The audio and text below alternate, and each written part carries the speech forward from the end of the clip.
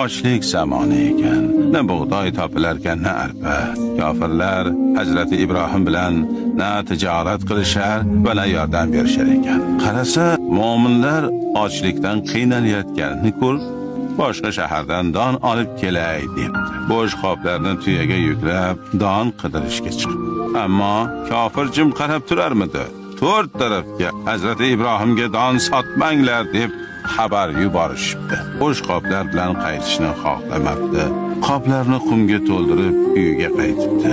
Ey Sora, bu qoplarda un emas, qum bordir. Sora onamiz bir qopni qarasalar, ichida un borligini ko'ribdi. Qoplarga qayta nazar solishganda ko'rishibdiki, Haq Taoloning karami ila butun qumlar unga aylandi.